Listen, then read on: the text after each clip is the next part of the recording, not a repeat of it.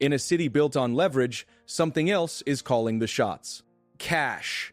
More than 60% of the 17,924 home sales across New York City's 5 boroughs between January 1st and June 30th, 2025, closed without a mortgage.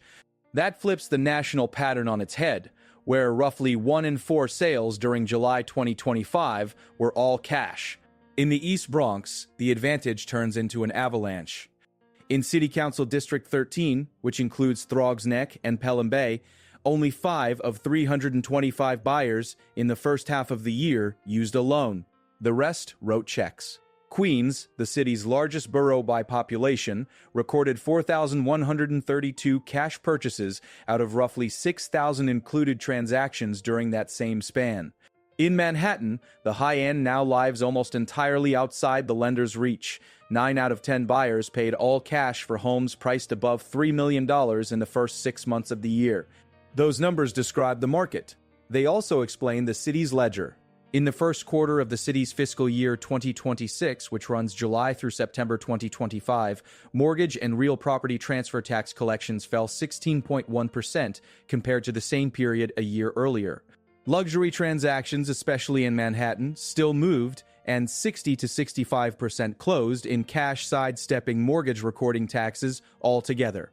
Non-luxury buyers, the ones who rely on financing, were constrained by high mortgage rates. The municipal cash machine felt the shift, yet other revenues rose. Overall tax receipts reached $22,336 million in that first quarter, up 8.3% year over year. Real property tax intake increased 5.3%. The city's taxable assessed value, the base to which those property tax rates are applied, climbed 5.39% to $308,516 million on the final roll for fiscal 2026. Start with the market as people experience it. A seller in Jamaica, in southeast Queens, will see more cash offers than financed ones. Flipping has been common there and in the East Bronx during 2025.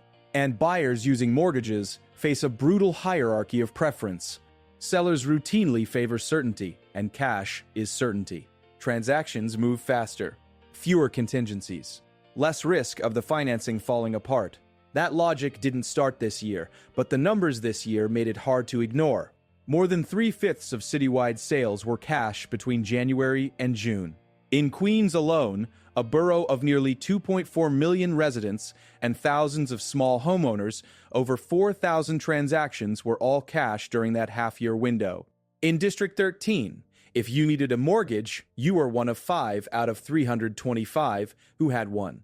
Policy is trying to catch up. In May, New York State approved a measure that forces owners to wait 3 months before selling to corporate buyers. It's a short pause, but it aims squarely at the quick-turn business model. A broader, still-pending proposal would go much further, a so-called flip tax that would take up to 65% of the difference between a purchase price and a resale price when a home is flipped in less than 2 years. Ownership transparency is also on the table, with calls for an ownership disclosure law designed to reveal the people behind anonymous companies scooping up homes. These efforts are coming up against a market where speed and opacity can be features, not bugs. Underneath the headlines, the city's finances tell a fuller story about housing and property. The fiscal year opened on July 1st, 2026, with $12,229 million in cash on hand, up from $10,410 million at the start of the prior year. Over the first quarter, receipts totaled $34,696 million, while expenditures reached $39,234 million. The net cash outflow of $4.5308 million was the largest first-quarter drain on record. Two forces moved in opposite directions. Tax collections rose 8.3%, while federal and state aid dropped by $2,780 million year over year, down to $5,275 million, with COVID-related aid collapsing from $2,487 million to just $297 million. The city's quarterly cash balance ended at $7,690 million. A year earlier, that number was $8,815 million. A year before that, $10,642 million. Even with the decline, the city retained $1,470 in tax revenue to cover general obligation debt service in the quarter, up from $903 million a year prior. Debt prepayments have been stepping down. Total prepayments were $6,114 million in fiscal year 22, $5,479 million in fiscal year 23, and $4,392.7 million in fiscal year 24. In June 2027, the city prepaid $3,787 million of fiscal year 26 debt service, $1,443 million for general obligation bonds, and $2,340 for the Transitional Finance Authority's future tax-secured bonds. So why is cash dominating? One reason is hiding in plain sight. High mortgage rates, without which non-luxury buyers cannot, in many cases, transact, have throttled purchasing power beneath the luxury tier. City officials see it in the revenue data. Fewer mortgages means lower mortgage recording tax collections. Luxury deals, which are more likely to close with cash, reduce those collections further. In Manhattan's upper price bands, 60 to 65% of deals closing in cash isn't just a vibe, it is a tax line item. It is also leverage dynamics flipped around. Buyers without financing move to the front of the line. Buyers with financing line up behind them and, too often, watch from a distance. Cash has not only touched the home market, it is one piece in a broader repricing across commercial real estate. By late 2025, commercial prices nationally had risen for 5 consecutive months. Sales volume over the prior year logged double-digit gains, and repeat sale data signaled liquidity creeping back. Institutional investors, who had largely paused during a period of economic uncertainty, re-entered the market. New York is benefiting from the tide. In Manhattan and Brooklyn, investment-grade assets recorded steady gains. Several mid-sized and large transactions closed in the quarter, and smaller commercial assets across outer-borough neighborhoods, mixed-use strips, retail corridors, industrial warehouses drew renewed demand. That demand is selective. Class A office towers with modern amenities are winning more tenants. Older buildings needing capital improvements remain challenged. Walk south from Grand Central Terminal and look up. The Summit at One Vanderbilt isn't just an observation deck. It's an immersive event space with curated food that telegraphs what top office towers are now selling. Experience, not just square feet. Near Penn Station, landlords have poured capital into precincts that promise connectivity and amenity. Industry leaders say the office market's mood is notably firmer, in part because there's little new product coming. Low vacancy has been trending down in that view, and with a muted pipeline, they expect it to keep falling. A redevelopment at 346 Madison Avenue, the former Brooks Brothers site, is slated for plans to be announced early in the new year. The bet embedded in projects like that is simple. In a thinning field, the best in class will keep drawing tenants. The city's own tax receipts nod in the same direction. Commercial rent tax revenue rose 3.2% in the first quarter of fiscal 26. Leasing demand has strengthened, helped by employers toughening in-office rules. Hotel occupancy tax revenue rose 4.8% in the quarter, and rooms are holding their ground. As of September 2026, revenue per available room reached $378, up from $363 in September 2029 and $345 in September 2023. Occupancy rates were nearly the same as the year prior, and roughly 3% below pre-pandemic levels. Nearly 3% below pre-pandemic levels. Sales tax revenue rose 6.8% year-over-year in the quarter, faster than the city's metro inflation rate of 3% as of September. But it isn't a straight line. The general corporation tax fell 9.4% in the quarter, driven by weaker collections from finance and insurance, trade, and manufacturing. The city's spending rose faster than receipts, up 8.4% overall, with personnel spending alone at $15,447 million, a 6.8% jump. Payroll grew 6.3%, reflecting recent collective bargaining agreements and higher staffing. The Department of Education added 2,968 full-time pedagogical staff since July 2025 to meet a state class size mandate from 2,202. that envisions 3,700 new teachers and 100 assistant principals. In total, 6,294 teachers were hired for the current school year through September, up from 4,822 over the same period a year earlier. Other than personnel spending increased 15.2% to $17,611 million. Public assistance and social services jumped 31.1%, with combined spending on homeless shelters at the Department of Homeless Services rising from $811 million in the first fiscal quarter last year to $1,012 million this year, a 21.7% increase, largely due to advance payments. City HEP's The Rental Assistance Program, focused on individuals and families experiencing homelessness, increased 61.8% to $383 million from $228 million. Spending on child care vouchers more than doubled, up 106.7% to $316 million.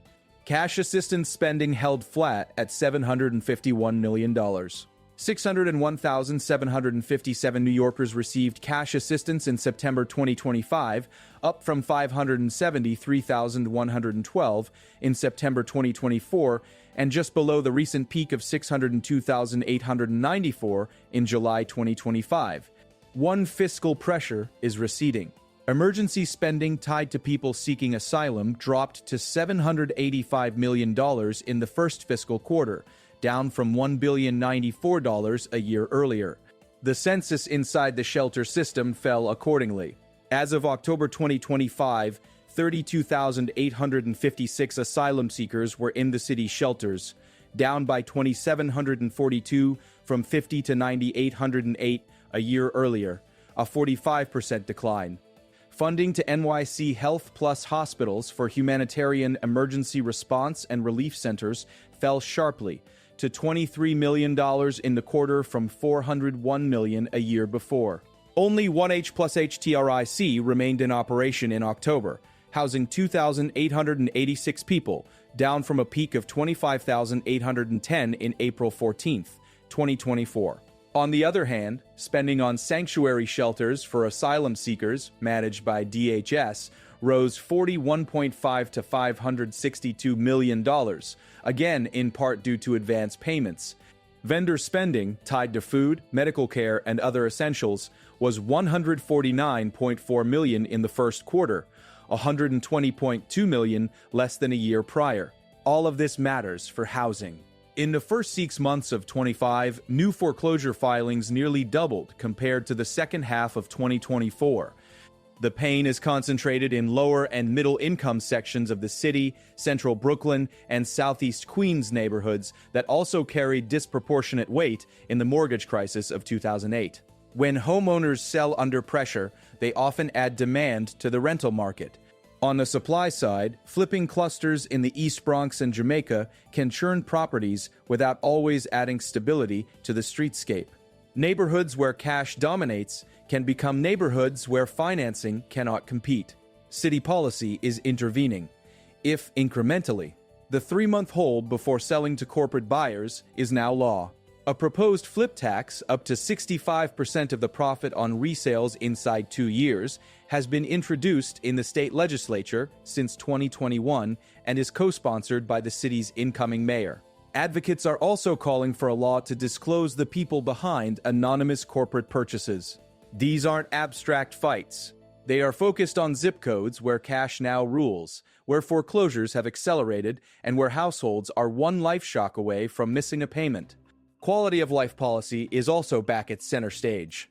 Business owners and real estate professionals argue that allowing tent encampments on sidewalks would chill buyer interest and push families out. In Lower Manhattan near 11th Street and 2nd Avenue, there were 311 reports of homelessness. In the Brighton Beach section of Brooklyn, people have pitched tents under the Guider Avenue overpass by the Belt Parkway. The state's stance is firm. Letting people sleep on sidewalks or under bridges is not considered humane, and enforcement, including sweeps when needed, should be paired with supportive housing and mental health and substance abuse services. Real estate markets do not live apart from these choices. Perception travels. A single block can now define a buyer's idea of an entire borough. Not everything is under strain. Payments in lieu of taxes rose by $380 million year over year in the first fiscal quarter, boosted by a $375 million remittance from the Hudson Yards Infrastructure Corporation in September, ahead of schedule. Utility tax receipts rose 11.6%. Miscellaneous revenues increased 11.6%. Water and sewer charges alone were up $244 million. Sales tax receipts advanced 6.8%. Each of these line items helps offset the gap created by the 16.1% decline in mortgage and transfer taxes, and they align with on-the-ground activity. Hotels with revenue per available room at $378 in September 2025, nearly flat occupancy versus the prior year, office demand inching toward pre-pandemic levels, and more retailers and industrial users recommitting to the city's logistics grid.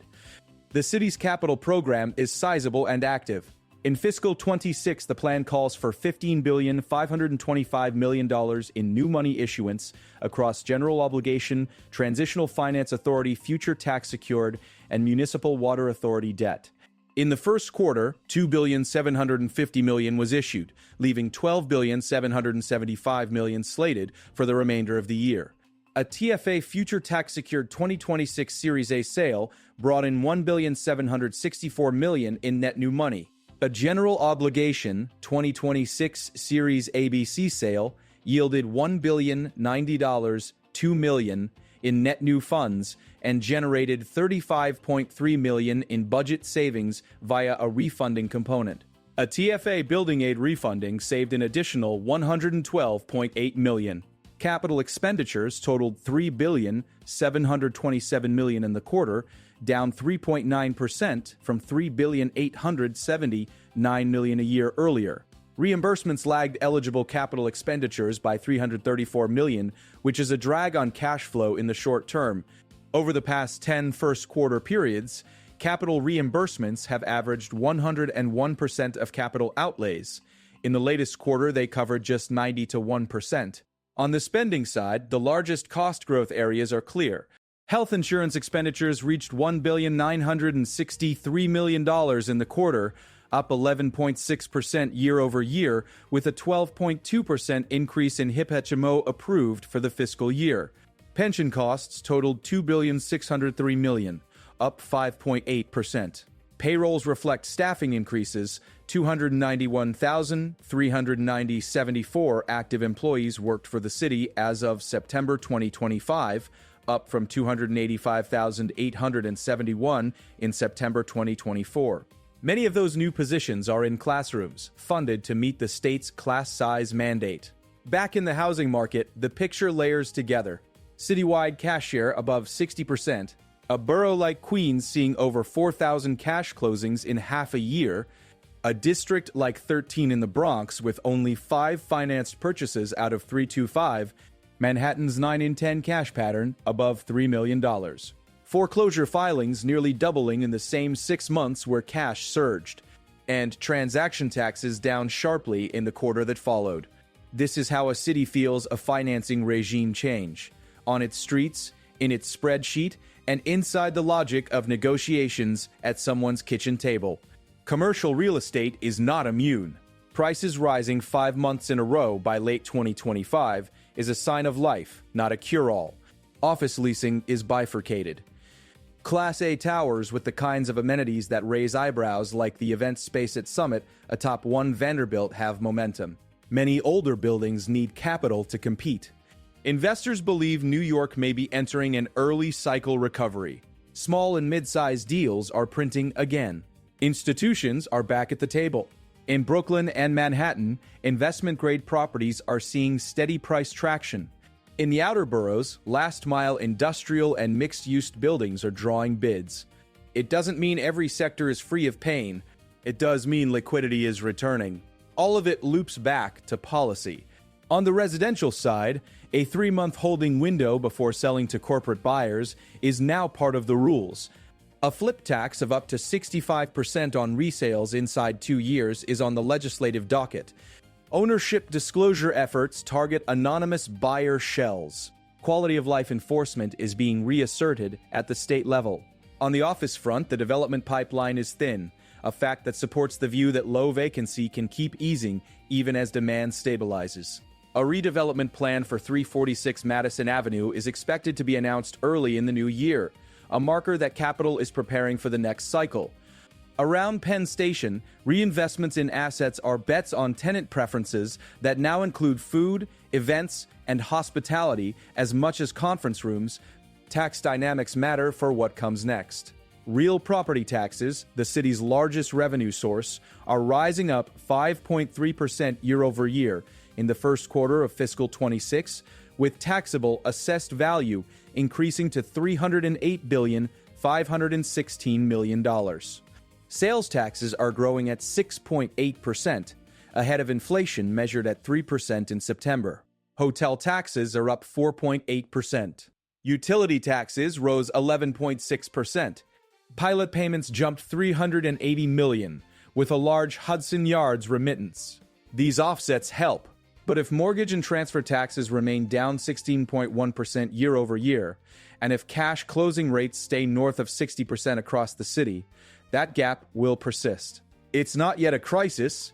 It is a pressure that compounds if transaction volume doesn't normalize for mortgage-reliant buyers. There is another pressure tied directly to housing security. City HEP spending is up 60 to 8.3% to $380 to $3 million in the first quarter, on top of a child care voucher line that more than doubled year over year to $316 million. Cash assistance rolls counted 601,757 recipients in September. The relationship between these figures and the foreclosure surge is not theoretical. In neighborhoods like Central Brooklyn and Southeast Queens, the lines between owning, selling under duress, and renting again are already thin. As one household exits ownership, new demand lands in the rental market, pulling at a supply that did not gain units overnight. The city is still spending to stabilize shelters, but the emergency influx tied to asylum seekers has moderated. One H+H Humanitarian Center housed 2,886 people in October, down from an April peak of 25,810 across the system. Total asylum seekers in shelters fell to 32,856 as of October, a 40 to 5% drop from a year earlier. Spending on sanctuary shelters run by DHS increased 40 to 1.5% to $562 million, a function in part of large advance payments. Vendor costs for food, medical care, and essentials fell to $149.4 million in the quarter, $120.2 million less than the year before. The city's approach is shifting, and the budget is reflecting that shift. City capital markets are open. $15.525 billion in new money bonds are planned for fiscal 2026. $2.75 billion is already issued. Refunding transactions have produced $148.1 million in savings, $35.3 million from general obligation bonds, and $112.8 million from TFA building aid refundings. Capital reimbursements lagged by $334 million in the quarter, but over a decade of first quarters, reimbursements usually catch up. The causal chain looks like this. High mortgage rates squeeze financing at the non-luxury tier. Sellers choose cash, first for certainty and second for speed. Cash share surges past 60% citywide in the first half of 2025, with entire districts like 13 in the Bronx, registering 320 out of 325 purchases without loans. Mortgage-dependent buyers get sidelined. Transaction taxes, tied to finance deals and recorded mortgages, dropped 16.1% in the first quarter of fiscal 26. Luxury transactions, $60 to $60.05 in cash in Manhattan, keep volume alive but dodge mortgage recording taxes. The city's budget leans more heavily on rising property assessments, which add 5.39% in taxable value to reach $308.516 billion on the roll, while sales taxes grow faster than inflation. Hotel revenue per available room improves to $378 in September, and incremental commercial rent taxes reflect a slow office thaw. Meanwhile, foreclosures nearly double in the first half of the year compared to the second half of the prior year, with stress centered in central Brooklyn and southeast Queens. Households under pressure sell and rent, adding new strain to the rental market. Policy actions, 3-month holds before corporate sales, a proposed flip tax up to 65% on quick resales, more disclosure aimed to slow speculation. Quality of life enforcement debates simmer, with a state stance against street encampments and a sector warning that tents on sidewalks could chill buyers. That's the map. Here's the outlook. Base case, through June 2026, cash remains the dominant tender in New York City home purchases. The share above 60% in the first half of 2027 sets a high bar. Nothing in the revenue data suggests that mortgage-reliant buyers have retaken the field yet. Mortgage and transfer tax receipts likely remain soft relative to last year's first quarter. Property tax strength continues, backed by the 5.39% increase in taxable assessed value to $308,516 million. Sales taxes grow with a still resilient consumer economy.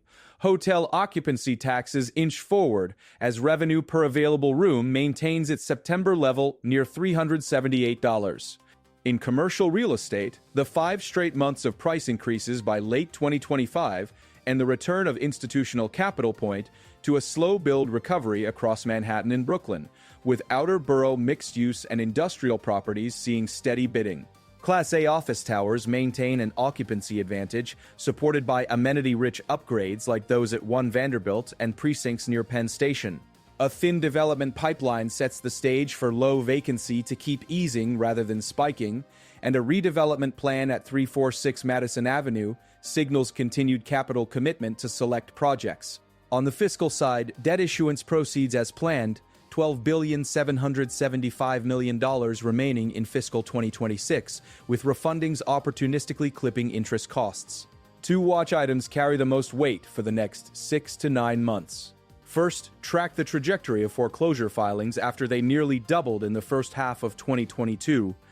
If that momentum persists into the first half of 2026, neighborhoods like Central Brooklyn and Southeast Queens will face intensified pressure, and the city's rental assistance programs, already up $60.03 to $383 million in the first fiscal quarter, could surge again. Second, watch the combined effect of the 3-month hold before selling to corporate buyers, any movement on the proposed flip tax up to 65% on resales within 2 years, and the cash share in actual sales. If the legislative mix slows speculation while mortgage availability remains tight, cash dominance could concentrate further in pockets like the East Bronx and Jamaica. If transaction taxes tied to mortgages stay down 16.1% year over year or worse, the city will rely even more on property tax growth, sales taxes, and PI lots like the $375 million Hudson Yards remittance that lifted PI lots by $380 million in September. Signals suggest a guarded but constructive path. The city began fiscal 2026 with $12,209 million in cash and closed the first quarter with $7,690 million. Tax receipts climbed 8.3% in the quarter, even as expenditures rose 8.4%. And while COVID-era aid has dwindled to $297 million, revenue per available hotel room is higher than last year by $15. Retail spending is outpacing inflation by nearly 4 percentage points, and institutional investors are re-entering commercial deals. The risk is not that New York lacks demand. It is that credit costs keep a large share of households on the sidelines, while cash reshapes the playing field beneath them. In the balance, cash is still king. The job now is to make sure the realm it rules is a city more people can afford to live in, invest in, and believe in. If you want more cinematic, data-anchored breakdowns of New York real estate, subscribe and stay tuned.